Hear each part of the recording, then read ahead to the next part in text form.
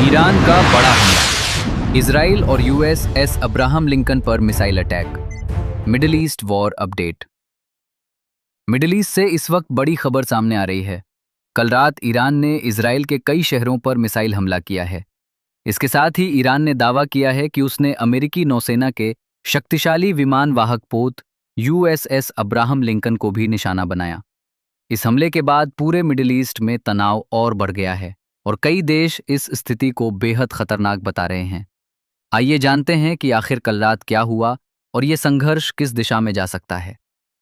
Reports के अनुसार कल रात ईरान ने इजराइल की ओर कई बैलिस्टिक मिसाइलें और ड्रोन लॉन्च किए। इन मिसाइलों के कारण तेल अवीव और यरूशलेम जैसे शहरों में सायरन बजने लगे और लोगों को तुरंत बंकरों में जाने की चेतावनी दी गई।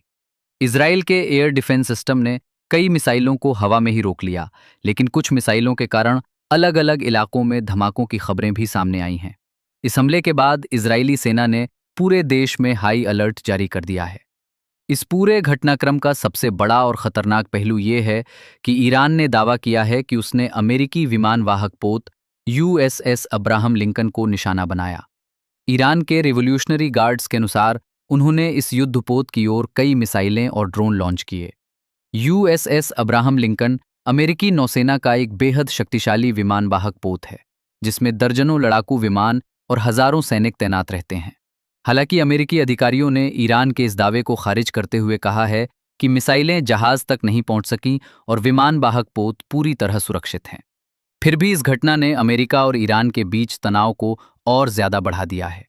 दरअसल इस पूरे संघर्ष की शुरुआत तब हुई जब अमेरिका और इजराइल ने हाल ही में ईरान के कई सैन्य ठिकानों पर बड़े हमले किए थे। इसके बाद ईरान ने जवाबी कार्रवाई शुरू की और इजराइल तथा अमेरिकी सैन्य ठिकानों को निशाना बनाना शुरू कर दिया। विशेषज्ञों का कहना है कि ये संघर्ष अब केवल दो देशों तक सीमित नहीं रहा है।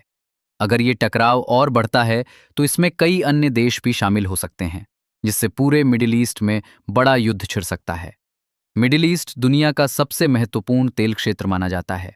अगर यहाँ युद्ध बढ़ता है तो तेल की कीमतों में भारी उछाल आ सकता है और इसका असर पूरी वैश्विक अर्थव्यवस्था पर पड़ेगा।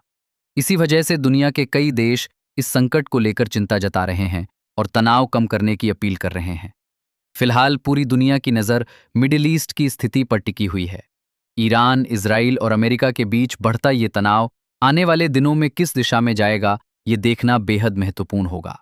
जैसे ही इस मामले में नई जानकारी सामने आएगी, हम आपको सबसे पहले अपडेट देंगे।